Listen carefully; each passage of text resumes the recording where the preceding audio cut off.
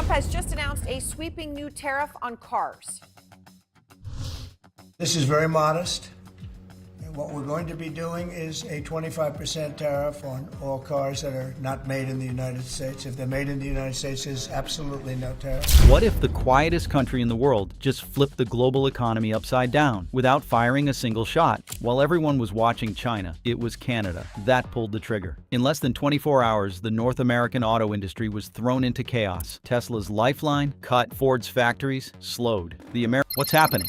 Tesla was always a company balanced on the edge of brilliance and instability. Its success relied not just on innovation, but precision, parts arriving just in time, materials sourced from global partners, and logistics moving like clockwork. That clock just broke. Within 72 hours of Canada's mineral restrictions, the ripple effects hit Tesla's gigafactories in Nevada and Texas. These facilities, built to produce batteries at massive scale, suddenly faced supply uncertainty. Nickel shipments from Canadian mines were halted for compliance verification. Lithium exports slowed under new inspection regimes. Aluminum smelting partners north of the border. American dream of clean energy and economic revival hijacked by a country we thought we could trust. This isn't a headline, it's a blueprint for collapse. And it started with one signature in Ottawa. How did Tesla become the first casualty? Why is Japan building America's cars now? And what if this isn't just a trade war, but the final unraveling of U.S. industrial power? Warned of delayed processing times and increased costs due to Canadian regulatory changes. It didn't matter whether the restrictions were temporary. Tesla's business model wasn't built for temporary. Suppliers raised their prices overnight. Internal sourcing teams scrambled to find alternate suppliers in Australia, South America, even China, a country Tesla had spent the last 5 years trying to become less dependent on. But there's no magic wand for this kind of shift. Supply chains aren't plug and play. They are ecosystems, and Tesla's was withering. Investors felt it first. Stock analysts downgraded their outlooks. Financial media began speculating if this was the end of Tesla's dominance. Elon Musk, never one to hold back, lashed out on social media. But for once, his bravado didn't calm the market, because the problem wasn't perception, it was production. Delivery estimates began to slip. Battery output fell behind schedule. Assembly slowed. Tesla's once ironclad promise of innovation on demand was cracking under the weight of missing minerals. And yet, as dire as it was, the real damage was still hiding at the border. Border weaponized. While the headlines focused on tariffs and minerals, something more insidious was unfolding at the Canada-US border. It wasn't about tariffs or embargoes. It was bureaucracy. Canadian customs authorities didn't need to break international trade laws. They just needed to enforce existing ones aggressively.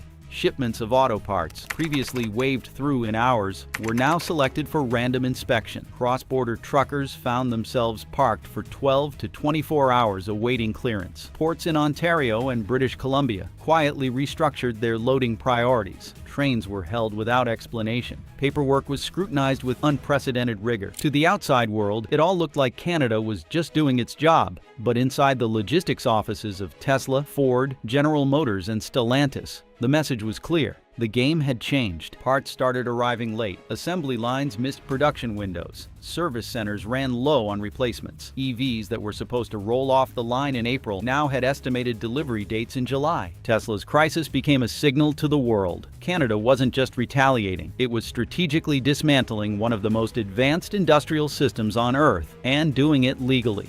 China watched, so did Japan. Germany sent economic observers. This wasn't just a trade spat, this was a masterclass in soft retaliation. And the ripple hit every dealership in America. EV war begins. Then came the real hammer blow. Canada's new Democratic Party, emboldened by the chaos and backed by rising nationalist sentiment, pushed forward legislation that would rock the electric vehicle industry to its core. A 100% tariff on all Tesla imports into Canada, effective immediately. But that wasn't all. The bill also introduced a $10,000 subsidy for any EV built entirely within Canada. The two moves combined created a seismic shift. Tesla wasn't just blocked, it was replaced. Ford, already building EVs in Ontario, saw demand spike. General Motors, with battery operations north of the border, was now the darling of Canadian regulators. Even Volkswagen announced it would accelerate its Ontario battery facility timeline. Tesla, it became a pariah, priced out of the Canadian market, denied access to key subsidies, and locked out of the minerals it once relied on. This wasn't just a policy, it was war, not conventional war, not tariff war. This was green nationalism, a radical new strategy where climate language becomes the weapon and industrial dominance the prize, where carbon neutrality isn't a moral goal but a nationalist one, and where Tesla, the poster child of the green revolution, was now the outsider. Canada had flipped the rules. Electric vehicles were no longer about saving the planet. They were about saving local economies, building domestic power, and punishing those who tried to lead without partnership. And Carney wasn't done fighting. If you've made it this far, you care about the future of riding, and so do we. Hit subscribe to stay ahead of every shift, every shakeup, and every story that matters to real riders like you. While Tesla scrambled and the US panicked, Carney began reshaping the hemisphere itself, one deal at a time. Carney's coup. Mark Carney didn't rise to global prominence by accident. Before becoming Prime Minister of Canada, he led not one, but two of the world's most powerful central banks, the Bank of Canada and the Bank of England. He's not a politician in the traditional sense. He's a tactician. And in the chaos of America's trade war, Carney isn't reacting. He's leading. While Donald Trump lashes out with bold declarations and blunt instruments, Carney works quietly, strategically, and surgically. At a World Trade Forum in Seoul, he doesn't need to shout. Instead, he presents Canada as a stabilizing force. He doesn't blame. He doesn't escalate. He reframes. Canada, he says, believes in fair trade, in climate commitments, and in rules-based order, and the world listens. Asia responds first. Japanese and South Korean auto manufacturers, frustrated by American tariffs, begin exploring Canadian partnerships. In Europe, Carney's calm contrast to Trump's chaos makes headlines. French and German finance ministers meet with him, not to debate, but to align. In Latin America, Brazil and Chile begin formal talks to enhance trade with Canada on rare minerals and green technologies. Canada isn't acting like a middle power anymore. It's behaving like a global hub. The media begins calling it the Carney Doctrine, a mix of environmental values, trade fairness, and economic leverage. And while Trump tweets, Carney builds coalitions. The impact is subtle, but devastating. America isn't just being outmaneuvered, it's being redefined. Canada is no longer the junior partner, it's the rule setter. And he wasn't working alone. North America, without America. The most dangerous moves are the quiet ones. While Washington is distracted by its internal fractures and external feuds, a new economic map is being drawn, and the United States isn't on it. Behind closed doors, Canadian and Mexican officials are rewriting trade infrastructure. Not theoretically, not symbolically, but physically. Battery plants are being planned along the Ontario-Quebec corridor. New EV component hubs are rising across Nuevo León and Jalisco. Japanese and Korean companies aren't waiting on Washington. They're investing directly into this new corridor, routing billions of dollars into a trade pipeline that connects Canada to Mexico without passing through the U.S. at all. Shipping lanes realign. Customs policies streamline. A cross-border tax credit system is even proposed that rewards parts sourced from within this new bloc. Ford's Canadian operations expand. Hyundai's Mexican logistics double in capacity. But in Ohio and Michigan, warehouses sit idle. What's happening isn't a punishment, it's a replacement. U.S. automakers, previously the gravitational center of North American auto production, are now drifting in isolation.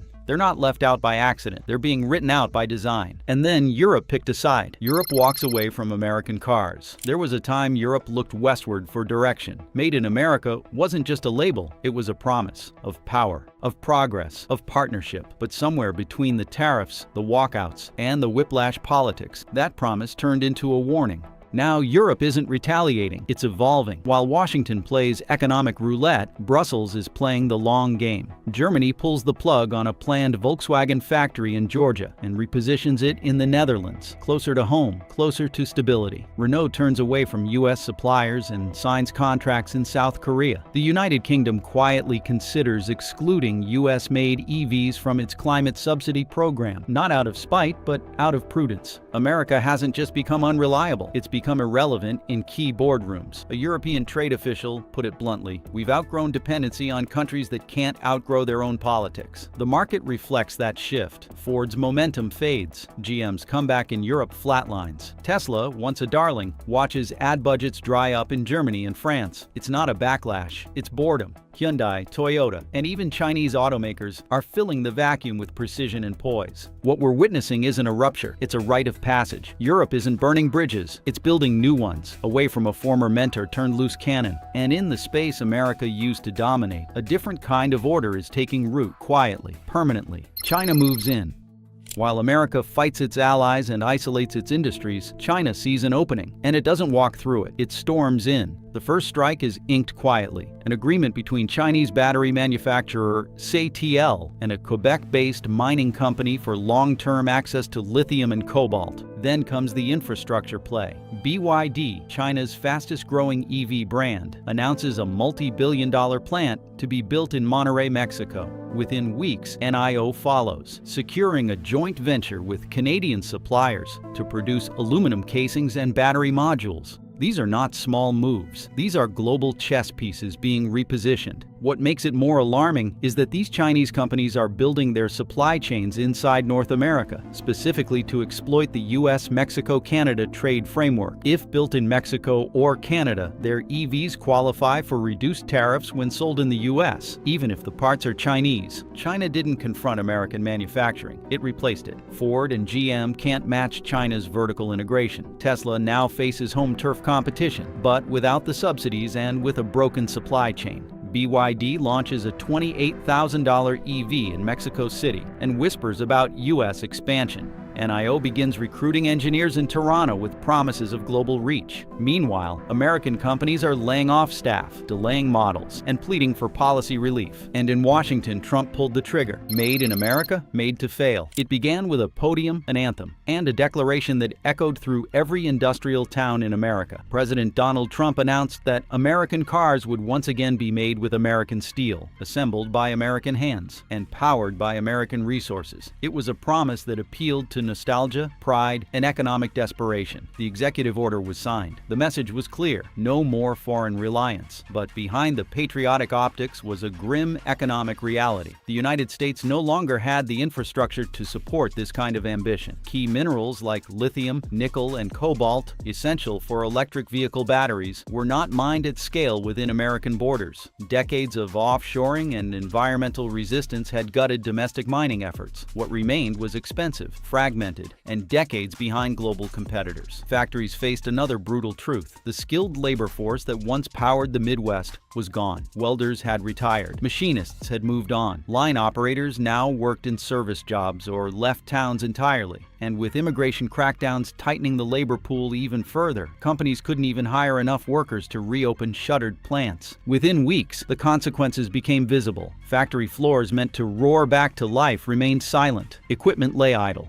Plans to rebuild domestic supply chains were delayed indefinitely. What was framed as an industrial comeback was, in reality, a logistical nightmare. Patriotism doesn't weld steel. It doesn't refine nickel. It doesn't train electricians. Auto manufacturers issued cautious press releases. Industry insiders rang the alarm. But the administration stayed the course, pushing harder, louder, as if volume could overcome vacancy. The result? A nation primed for revival suddenly found itself choking on its own ambition. And then the machines stopped. The factory shutdown spiral. What began with whispers of delay turned into a full-blown shutdown spiral. Ford paused operations at 3 plants, citing material shortages and compliance disruptions. General Motors slashed output at its Ohio and Michigan facilities. Stellantis announced sweeping layoffs, beginning with contract workers and expanding to entire departments. Suppliers, who had already been on razor-thin margins, began to collapse. Seat manufacturers in Indiana, dashboard assemblers in Kentucky, wiring harness fabricators in Wisconsin. Each relied on volume orders from major automakers, and with those orders frozen, they had no buffer. One by one, the lights went out. The effects cascaded through the ecosystem.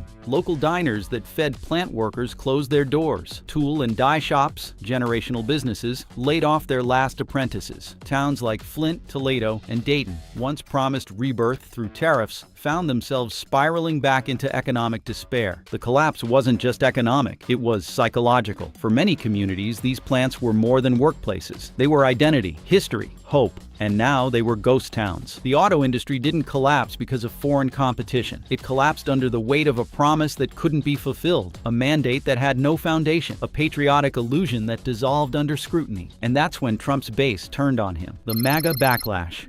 It started with a single viral video, a laid-off welder from Michigan standing in front of his locked plant, MAGA hat in hand, asking, "Where's my job now, Mr. President?" The video sparked a wave of confessions, anger, and grief from across the Rust Belt. Facebook groups once dedicated to Trump 2024 turned into forums for economic pain. Reddit threads filled with photos of foreclosure notices, repossessed trucks, and letters of termination. These weren't political operatives. They were factory workers, truck drivers, assembly line veterans, and they were furious. For years, they had defended tariffs. They believed in America first. They voted against their own economic interests, trusting the promise that their loyalty would be rewarded with jobs, wages, and dignity. Now they felt betrayed, not by globalization, not by Mexico, not by China, but by the very politician who promised them salvation. Rallies became protests. Chants turned into accusations. Former Trump supporters began showing up at town halls demanding answers, accountability, and a reversal of policies they once cheered. Conservative talk radio cracked. Right-wing columnists began voicing doubt. Republican lawmakers in swing states distanced themselves, worried about re-election. The Republican base didn't just fracture, it erupted. Trump had ignited a fire in working-class America. Now it was consuming his own support. And while the base broke, the real threat came from the north, the energy time bomb. In Ottawa, Prime Minister Mark Carney didn't issue a threat. He didn't need to. All it took was a carefully worded statement about reviewing energy export frameworks, and the markets lost their minds. Canada is the largest foreign supplier of oil to the United States. It also provides substantial hydroelectric power to northeastern states like New York, Vermont, and Maine. And suddenly, everyone realized just how fragile American energy independence really was. Gasoline prices jumped by 70 cents per gallon in less than 2 weeks. The Midwest saw rolling blackouts due to grid instability. Governors scrambled to reassure citizens while quietly begging Ottawa for reassurances. Carney, ever the diplomat, remained silent, but the message was received. Canada didn't need to weaponize energy. The threat alone was enough. Wall Street analysts began adjusting forecasts. Energy companies paused expansion plans. Investors braced for the worst. Washington, it had no plan. America's industrial engine didn't just lose its fuel, it lost its confidence. And now the real victims stepped into the spotlight. Consumers get crushed. Across the United States, car dealerships are no longer places of excitement and choice. They are silent, half-lit showrooms filled with unsold vehicles and dwindling foot traffic. What was once considered a rite of passage, buying a new car, has now become a financial impossibility for millions. The cost of ownership has skyrocketed. Used cars, which once served as a refuge for budget-conscious buyers, are now selling for record-breaking amounts. A 5-year-old sedan that once went for $15,000 now commands over $25,000. Even aging trucks with rust on their tailgates are suddenly valuable, simply because they exist. But it doesn't stop there. Maintenance and repairs, once manageable, are now unaffordable for the average household. A routine alternator replacement that used to cost $300 now costs nearly $900 due to parts shortages and labor scarcity. Even oil changes have doubled in price. Meanwhile, insurance premiums are climbing alongside inflated car values, turning every minor incident into a major financial burden. Americans are squeezed from all sides, unable to buy, unable to maintain, unable to replace. And while electric vehicle options grow, they are priced beyond reach for the middle class. Tesla's cheapest models now exceed $40,000. Charging infrastructure remains inconsistent outside of cities. For rural America, the promise of the electric future is just another headline, not a reality. This isn't just economic pain, it's cultural disintegration. Car ownership has long symbolized American independence. Now, the dream of the open road is slipping away. Families are downsizing, delaying purchases, or walking away from car ownership entirely. Rideshare signups are rising. Used bike sales are up. For many, it's not just about getting from place to place. It's about losing a piece of their identity. But the people who built those wheels wheels, they're gone too. The skilled labor shortage. The engines have stopped, not because of lack of demand, but because no one is left to build them. For decades, America devalued vocational trades in favor of 4-year degrees: welding, machining, auto diagnostics. These were labeled as fallback careers, not aspirational ones. But now the cost of that cultural neglect is coming due, and the timing could not be worse. The average age of American skilled workers is over 50. Retirement is emptying out the trades faster than they can be replaced. Meanwhile, harsh immigration policies have shrunk the pool of foreign-born labor that once filled the gaps. Apprenticeship programs are underfunded, under-enrolled, and under-promoted. High schools have gutted shop classes. Trade schools are often priced like colleges, but without the marketing glamour or social status. What's left is a country that cannot service its own supply chains. Broken EVs sit in lots with no one to fix them. Assembly lines pause for lack of technicians. Construction crews delay projects for weeks, waiting for electricians and pipe fitters. The shortage goes beyond cars. It's hitting infrastructure, energy, agriculture, everything. This labor crisis isn't loud. It's not sudden, it's quiet and crushing. It builds slowly, day by day, job by job, until entire industries grind to a halt. America has talent, but it let it expire, retire, and relocate.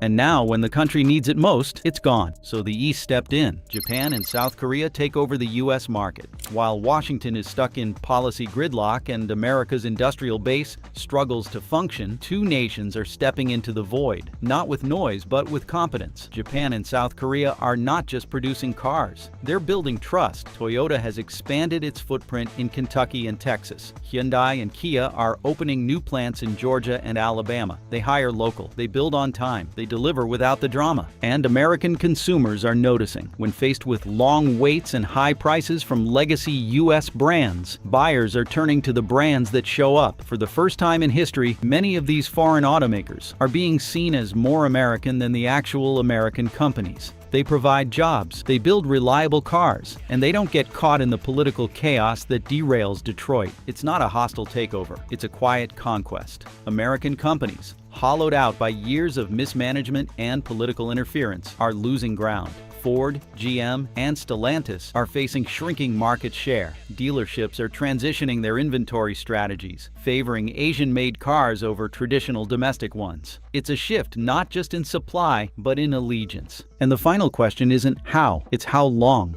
End of the empire. Is U.S. auto power gone forever? There was a time when American roads were paved with pride, when every rumbling engine echoed with the legacy of Detroit, when the phrase "Made in America" meant something. That time is slipping into memory. Today, the global auto industry is realigning, and the United States is no longer at its center. Europe has turned inward, prioritizing its own domestic industries and regional supply chains. Asia is soaring. China has leapfrogged in electric vehicle production. Japan and South Korea now dominate the mid-tier and premium markets. Even India is catching up, rapidly developing its EV and compact car segments. And then there's Canada, once the quiet neighbor, now the chessmaster of North American trade. Under Mark Carney's leadership, Canada has executed a blueprint that not only protected its economy, but exposed America's. What began as a targeted tariff has evolved into a full-scale redrawing of global trade lines. One thing is clear, the rest of the world is not waiting. If America continues down this path, the question will not be whether U.S. auto dominance is over. It will be how long before the world forgets it ever existed. The world isn't waiting for America to catch up, it's moving on. If this collapse caught you off guard, hit subscribe so you don't miss the next shock, and let us know in the comments. Can U.S. auto power be saved, or is it already too late?